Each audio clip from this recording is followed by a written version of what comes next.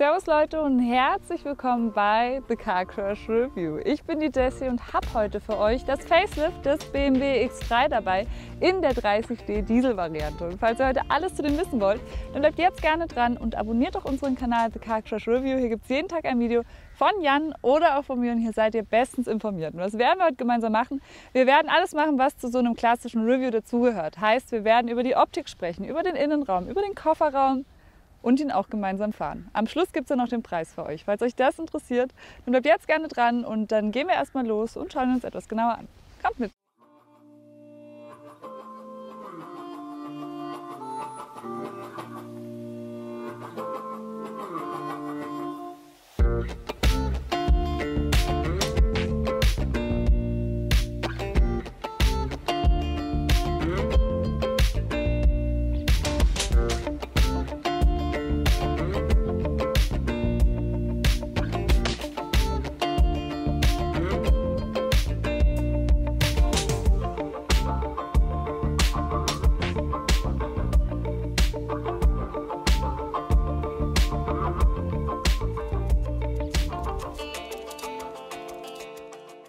Ja, hier vorne angekommen, vielleicht erstmal zu unserem Kooperationspartner und zwar ist es GoLeasy. Was machen die Jungs? Das ist eine Vergleichsplattform für Leasingangebote und die vergleichen für euch unter Anbietern wie Leasingmarkt oder auch Vehiculum und da findet ihr garantiert euren besten GoLeasy-Preis. Ist quasi ein Check24 nur für Leasingangebote und ihr habt Glück, denn den X3 gibt es jetzt als Benziner, als Diesel, als Plug-in-Hybrid und auch als rein elektrische Variante. Ihr habt also die volle Auswahl. Hier haben wir jetzt die 30D X-Drive-Variante.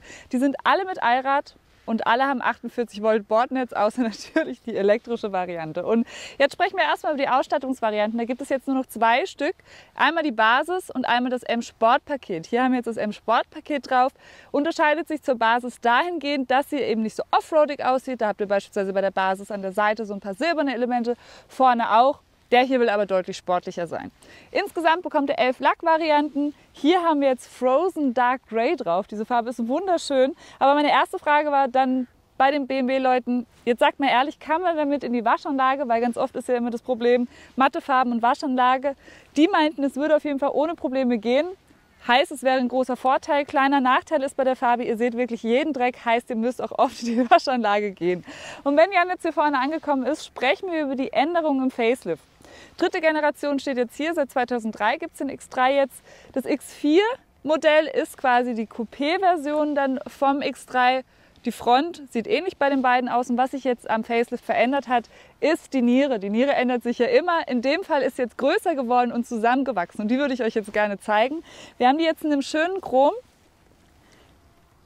Bei der X4-Variante habt ihr dann hier so ein Mesh-Design, die ist zusammengewachsen und auch ein bisschen größer geworden.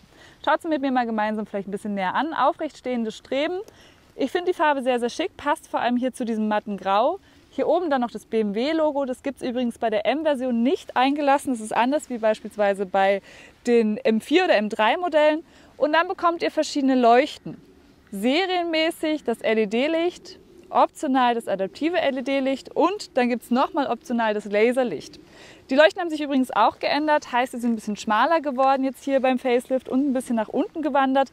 Warum BMW Laserlicht? Das erkennt ihr einerseits an den blauen Elementen, aber eben auch an der Funktion, denn das ist das beste Licht, was ihr bei BMW bekommt, hat bis zu 650 Meter Reichweite und ja, Laserlicht bzw. Matrix-LED-Licht bedeutet, dass es beispielsweise den Gegenverkehr ausblendet und Schilder anblendet. Das heißt, ihr fahrt permanent eben mit Fernlicht, was gut für eure Sicherheit ist und auch sehr angenehm ist, wenn man nachts unterwegs ist. Dann hat sich am Design auch verändert, dass wir jetzt viel weniger Ecken und Kanten vorne haben. Es ist alles flacher geworden. Der Stoßfänger wurde nochmal angepasst und er soll ein bisschen gesetzter aussehen, ein bisschen ruhiger aussehen. Schreibt mir gerne mal in die Kommentare, wie ihr das Facelift jetzt so findet. Hauptsächlich unterscheidet es sich tatsächlich durch optische Elemente im Innenraum sowie vorne und hinten. Und wenn wir jetzt in die Seite gehen, erzähle ich euch vielleicht mal was zu den Maßen. 4,71 Meter lang. 1,89 Meter breit und 1,68 Meter hoch. Das heißt, der ist höher, als ich jetzt groß bin. Ihr habt jetzt hier 20 cm Bodenfreiheit und einen Wendekreis von 12 Meter. Werden wir dann nachher noch gemeinsam ausprobieren. Immer Allradantrieb, habe ich euch schon gesagt. Und der ist generell eher hecklastig ausgelastet oder beziehungsweise ausgelegt. Und mit einer Lamellenkupplung geht die Kraft eben nach vorne. Heißt, ihr habt immer einen Allradantrieb und bei allen Varianten jetzt auch ein 48 Volt Bordnetz. Heißt, es unterstützt euch jetzt bei der Fahrt.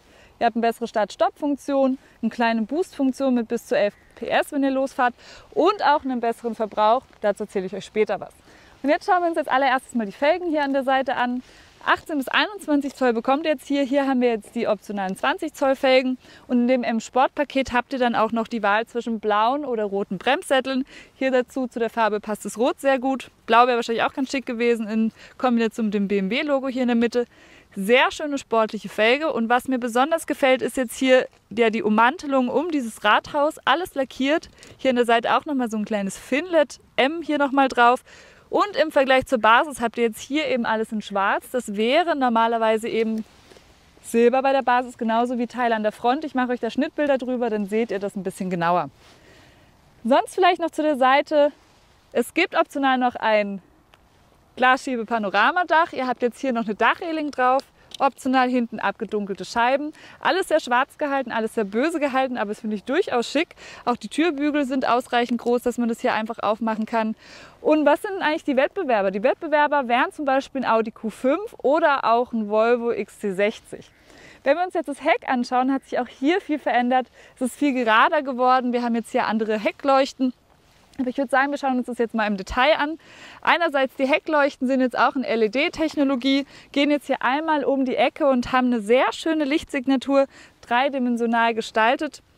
Hier haben wir dann nochmal eine Verbindung bzw. das BMW-Logo hier in der Mitte. Bei der M-Version bekommt ihr das auch schwarz umrandet. Da könnt ihr gern mal beim Jan vorbeischauen, denn der hat den MX4 für euch getestet. Richtig geiles Auto, schaut da gern vorbei. Hier unten steht dann nochmal X3 und hier habt ihr dann eben die Motorenbezeichnung X-Drive und hier haben wir jetzt den 30D, das ist der mittlere Diesel, den ihr bekommt. Diffusor können wir uns auch mal kurz anschauen. Alles in Klavierlack gehalten. Hier dann zwei echte Endrohre, sehr, sehr gut, wie ich finde. Keine Fake-Endrohre, wie beispielsweise bei Audi oder so. Und hier habt ihr auch nochmal so ein paar optische Elemente, die das ganze Heck nochmal ein bisschen sportlicher machen. 68 Liter Tank haben wir übrigens auch, wenn wir gerade hier sind. Schauen wir mal rein. Und ein AdBlue-Tank auch noch. Über den Verbrauch erzähle ich euch dann später noch was. Und eine Komponente, die ich euch am Heck noch zeigen möchte, ist dieser Spoiler hier, beziehungsweise die Haifischflosse da oben. Kleine Finlits an der Seite. Ich finde dieses Auto schon sehr stimmig. Relativ schwierig, ob ich mich jetzt für den X4 oder den X3 entscheiden würde. Schreibt mir mal gerne in die Kommentare, welchen ihr besser finden würdet. Ich nehme mal an den X3, sonst würdet ihr nicht dieses Video gucken. Und jetzt schauen wir uns mal den Kofferraum an. Geht hier ganz einfach unter dem BMW-Logo auf. Hat 550 bis 1600 Liter Fassungsvermögen, also sehr viel. Und schaut mit mir mal hier die Verarbeitungsqualität an. Hier gibt es eigentlich wenig zu meckern. Das Einzige, was mich ein bisschen stört, ist, dass ich jetzt hier keinen Haken habe, der die Rückbank automatisch umklappen lässt. Optional gibt es auch noch eine Anhängerkupplung dazu für 1000 Euro. Der zieht dann 2,4 Tonnen, wiegt selbst 1925 Kilo. So, schauen wir uns den Kofferraum mal weiter an. Doppelter Ladeboden, könnt ihr auch noch was verstauen. Habt hier dann auch noch mal so ein Netz, mit dem ihr was transportieren oder beziehungsweise sichern könnt. Hier dann auch noch mal so zwei Möglichkeiten, etwas zu verstauen. Hier zum Beispiel mit so einem Zurgurt. Hier an der Seite dann jeweils rechts und links auch die Möglichkeit, eine Tüte einzuhaken. Und hier habt ihr auch noch eine Ladesicherung. Die kann man hier vorne festmachen. So. Und aber eben auch wieder relativ schnell zufahren. Und was wir jetzt als nächstes machen, ist das hier jetzt wieder zu. Und dann würde ich euch gerne mal die Rückbank umklappen. Wie gesagt, ich würde es gerne von der Seite hier machen, muss jetzt aber hier hin. Und jetzt machen wir das erstmal hier drüben.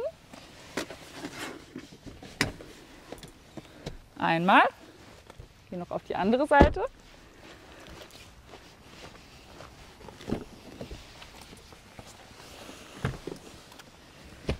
Und zweimal. Und jetzt schaut euch das mal an.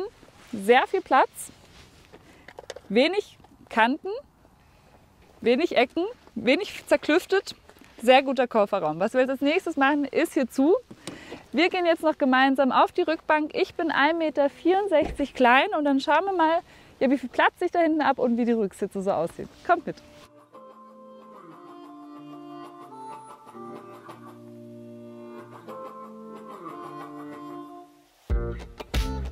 Ja, hier hinten angekommen, erstmal den Rock gerichtet. Ihr seht jetzt, ich habe relativ viel Platz. Der Radstand beträgt jetzt 2,87 Meter, das ist viel.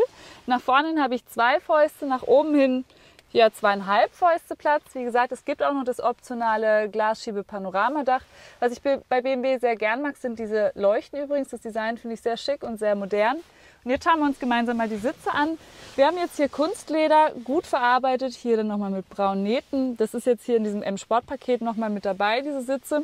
Ihr habt hier dann auch nochmal einen sehr zerklüfteten Sitz, aber wirklich sehr schön designt. Und ihr könnt jetzt hier die Kopfstützen auch nach vorne klappen. Ich zeige euch das mal. Beziehungsweise nach hinten klappen. Heißt, ihr habt dann eine bessere Sicht nach hinten, könnt ihr aber eben auch nach vorne machen. Also so geht es dann, genau. Falls ihr dann eben hier in der Mitte sitzt, habt ihr dann eben eine bequemere Kopfstütze. Mittelarmkonsole gibt es auch mit 2 Cupholdern. Könnt ihr hier draufklicken, habt dann hier eben die Möglichkeit, euren Kaffee mitzunehmen. Hier aber auch wieder relativ schnell zumachbar. Und hier vorne dann noch 2 USB-C-Anschlüsse, Sitzheizung. Hier habt ihr auch nochmal eine Lüftungsdüse. Also hier hinten finde ich schon ziemlich schick. Als Kind wäre ich bei sowas gern mitgefahren, aber auch als Erwachsener finde ich es ziemlich gut. Und wir schauen uns jetzt als nächstes noch hier die Tür an und besprechen die mal. Was mir nicht so gut gefällt, ist dieses Designelement, aber das ist Konfigurationssache und tatsächlich auch Geschmackssache. Hier dieses X schmiegt sich hier so unter den Türöffner. Sieht ein bisschen aus wie gebürstetes Aluminium.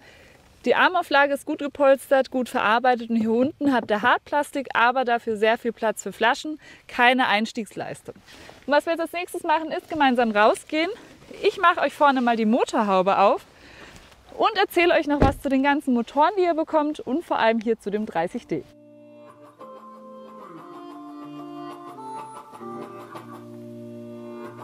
Ja, und hier vorne angekommen, fangen wir vielleicht erstmal an, über die Benziner zu sprechen. Da bekommt ihr 3 Stück. Einstieg ist 184 PS, danach bekommt ihr 245 PS oder eben die M-Variante mit 360 PS. Dann bekommt ihr auch 3 Diesel-Varianten von 190 PS. Hier ist jetzt die 286 PS-Variante und ihr bekommt den aber auch mit 340 PS, also den M40D. Es gibt auch noch eine Plug-in-Hybrid-Variante, die hat dann 184 PS und es gibt dann auch noch eine rein elektrische Variante. Findet ihr alle bei uns auf dem Kanal. Jetzt sprechen wir aber über diese Variante hier. 286 PS, 650 Newtonmeter maximales Drehmoment, das ist ein Wort. VMAX 245 km/h, verbraucht 7 Liter nach WLTP und hat ein 48 Volt Bordnetz.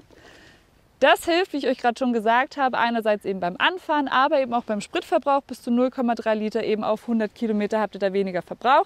Schaut euch mal hier noch die Steifigkeit übrigens an. Sehr cool mit diesen Domstreben. Man kann es hier auch ein bisschen länger anfassen, falls man kalte Finger hat. Und ihr habt übrigens einen 3 Liter, 1, 2, 3, 4, 5, 6 Zylinder. Was wir jetzt machen, ist hier gemeinsam zu. Nachher probieren wir die Beschleunigung von 0 auf 100 in 5,7 Sekunden aus. Was wir aber zuerst machen, ist noch den Innenraum besprechen, das Infotainment-System, die Sitze und anschließend fahren wir dann gemeinsam los. Kommt mit!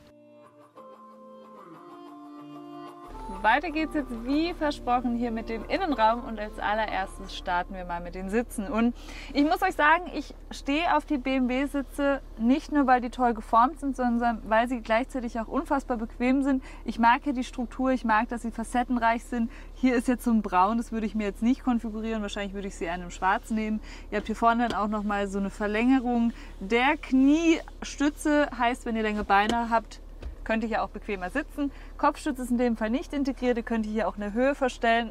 Muss ich jetzt ein bisschen stärker hier von der Seite drücken. Funktioniert aber, heißt, ihr könnt es euch auch sehr, sehr bequem machen. Jetzt schauen wir gemeinsam mal noch in die Tür und die sieht genauso aus wie auf der Rückbank eigentlich. Ich habe wieder dieses X. Das Element finde ich übrigens sehr schön.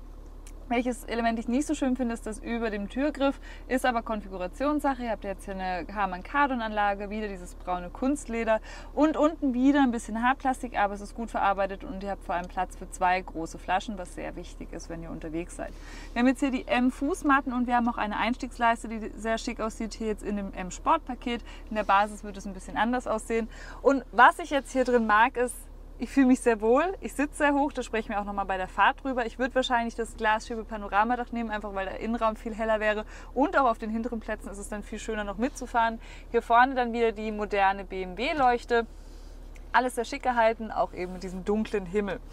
Was wir jetzt als nächstes machen, ist noch ganz kurz über die Mittelkonsole sprechen. Die ist relativ breit, trennt vom Beifahrer. Ich habe hier noch so eine Armauflage, kann die aber auch aufmachen und da unten eben das Handy ablegen und es auch mit einem USB-C-Anschluss eben laden. Wenn ich jetzt hier wieder runter mache, habe ich hier den iDrive-Schalter und der ist für mich eigentlich das Genialste hier in dem Innenraum, denn er ist intuitiv. Damit kann ich das Infotainment-System steuern. Einerseits über diese Knöpfe, andererseits hier aber auch per Touch, kann schreiben, das besprechen wir alles gleich. 8-Gang-Automatik haben wir jetzt hier von ZF. Hier drüben habt ihr dann die Parkkamera, Start-Stopp-Knopf und hier dann die verschiedenen Modi. Jetzt würde ich sagen, kommt Jan mal rein und dann zeige ich euch alles Schritt für Schritt, Stück für Stück. Und als allererstes fangen wir gemeinsam an mit dem Lenkrad. Und das ist jetzt hier BMW-typisch, sehr fleischig. In der Mitte dann das BMW-Logo. Hier haben wir jetzt rechts alles zur Sprachsteuerung, links haben wir alles eben für die Assistenzsysteme. Es gibt sogar hier unten noch eine optionale Lenkradheizung, die habe ich jetzt mal angemacht, weil ich langsam echt friere. Es ist Herbst, es ist langsam sogar fast Winter gefühlt. Hier unten dann das M-Sportpaket. Und ihr habt jetzt hier auch die Schaltpedal, die mitfahren, wenn ihr lenkt. Sehr, sehr wichtig und sehr, sehr gut, wie ich finde. Eine Sache, die ich noch vergessen habe, euch zu zeigen. Hier vorne habt ihr noch 2 Cup-Holder, eine 12-Volt-Steckdose, die ihr hier so aufmachen könnt. Und habt die Möglichkeit, euer Handy abzulegen. Und das ist ein kleiner Kritikpunkt, denn ich habe jetzt das 12 Pro. 13 Pro ist es, aber das ist eigentlich egal für die Größe, denn es passt gerade noch so mit Ach und Krach hier rein. Da hätte ich mir das Fach ein bisschen größer gewünscht und wenn ihr ein größeres Handy habt, passt es da eben nicht rein. Hier noch ein USB-Anschluss, könnt ihr hier aber mit zumachen, dass es euch nicht stört und hier vorne steht auch nochmal schön X3 drauf. Jetzt sprechen wir vielleicht über das Infotainment-System davon. Das könnt ihr über diesen Knopf hier steuern und da gibt es verschiedene Sachen, die ihr euch anzeigen könnt. Beispielsweise ja, alles zum aktuellen Trip. Habt hier auch noch individuelle Werte. Ja, interessant, okay. Dann haben wir hier, vielleicht wenn wir noch mal weiterklicken, habt ihr auch noch die Newtonmeter und die kW-Anzeige. Habt auch ein G-Kraftmesser, den finde ich jetzt ein bisschen übertrieben hier drin. Und habt hier auch noch mal Medien, die ihr einblenden könnt. Head-Up-Display haben wir jetzt hier auch, ist optional, zeigt mir jetzt da vorne die Geschwindigkeit, die ich fahre und die Geschwindigkeit, die ich fahren darf. Hier drüben habt ihr noch die Einstellungen für das Licht. Das ist jetzt nicht so ein digitaler Schnickschnack, sondern es ist einfach ein Drehregler, der einfach funktioniert, aber er funktioniert. Das finde ich sehr gut, ich brauche da nämlich nicht so digitale Knöpfe.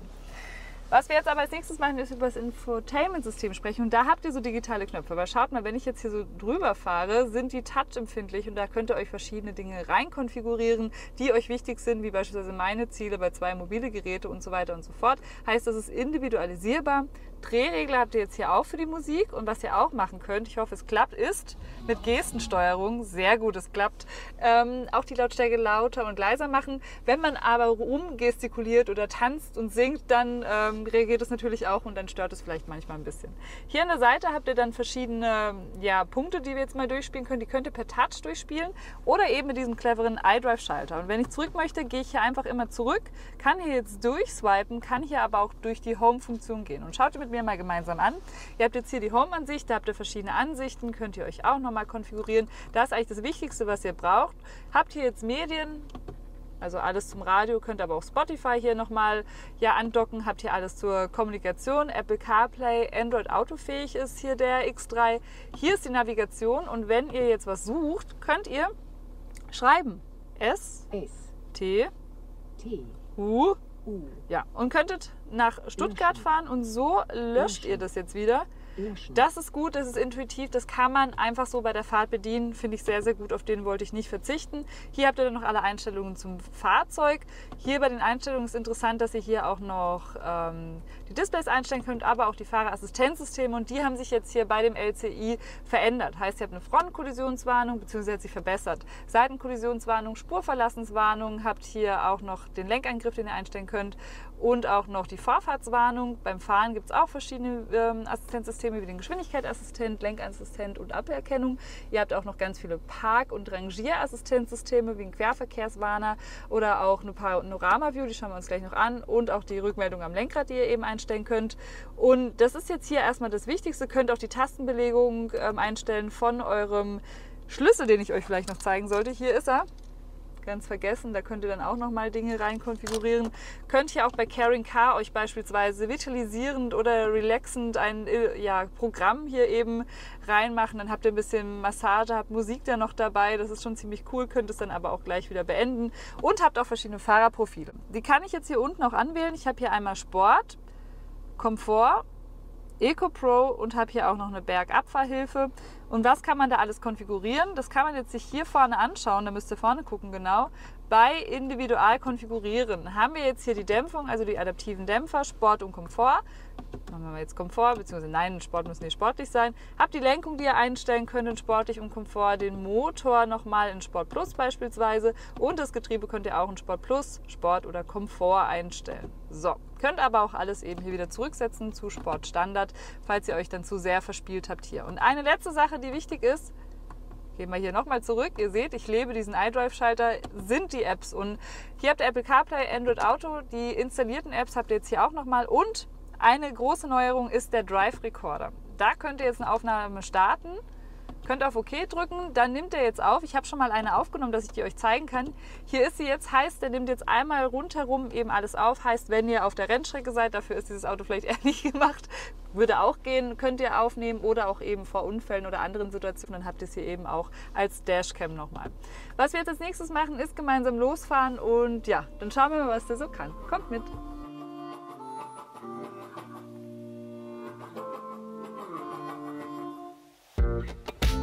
Wir fahren jetzt gemeinsam los und erstmal starten wir unseren X3 hier auf dem Start-Stopp-Knopf. Er dieselt schön los, da vorne dann die Anzeige, finde ich sehr, sehr schick. Und was ich euch noch zeigen möchte, bevor wir geradeaus fahren, ist einerseits die Rückfahrkamera. Schaut mal, wie gut die ist, dann habt ihr so Hilfslinien. Und wenn ihr jetzt hier rüber geht, könnt ihr auf die 3D-Ansicht, und die ist ein Träumchen, wie ich finde. Heißt, ihr könnt jetzt hier einmal drumherum euch jede Felge anschauen und wenn ich jetzt hier nach hinten gehe, kleiner Trick, schaut mal, könnt ihr sogar noch geradeaus fahren und schauen, ob ihr irgendwo dagegen fahrt. Das brauche ich vor allem nicht nur als Frau, haha, eigentlich soll man da keine Witze drüber machen, Frauen können auch Auto fahren, sondern eben, wenn das Auto jetzt ein bisschen breiter ist, hier mit 1,89 Meter, kann man da schon mal nach der Felge gucken, vor allem wenn die eben so schick sind wie jetzt hier.